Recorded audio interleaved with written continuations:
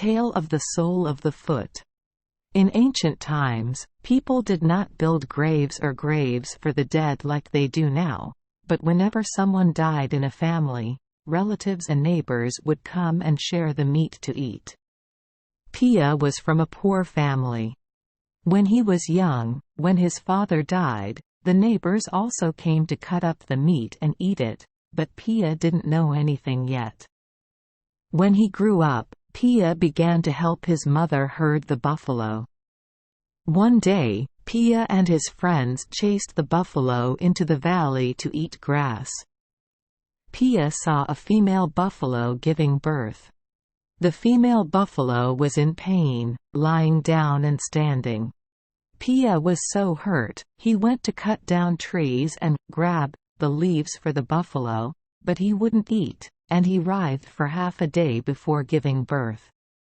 The baby calf was soft and sticky, but the female buffalo used her tongue to lick the calf's body, licking until that night. Pia told the story to his mother, and she said, "People give birth and raise children just as hard. A buffalo licks 3 times before it can walk, but a human needs to be carried for 3 months before it can crawl, and a year before it can speak."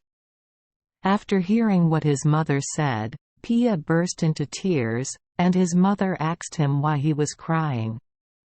Pia said, "Humans give birth and raise children much harder than buffaloes, but when they die, their children and grandchildren come to eat them, but buffaloes never eat each other."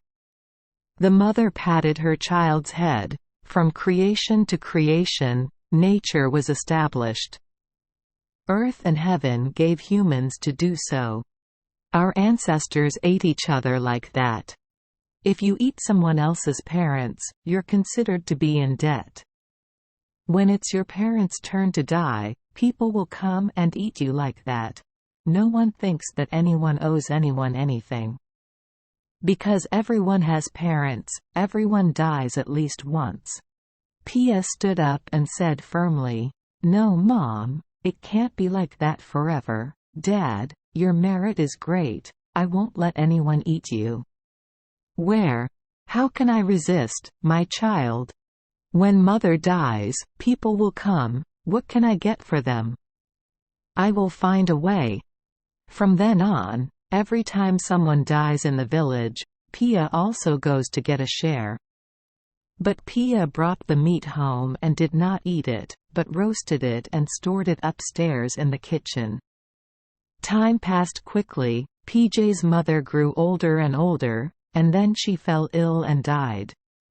Neighbors and relatives came. Pia distributed the dried meat to each person, giving them a piece to take home.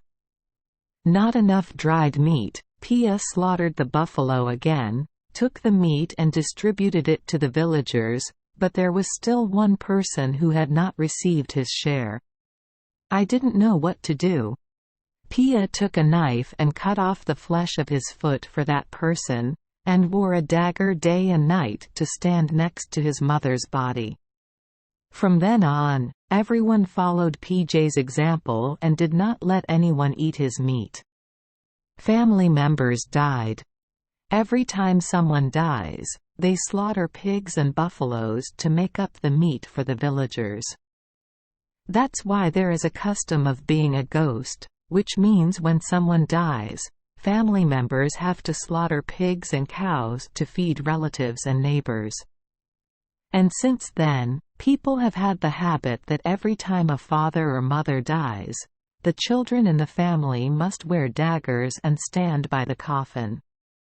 And today our feet are dented, which is a trace of the time when Pia cut up meat to make up for the lack of meat given to the villagers.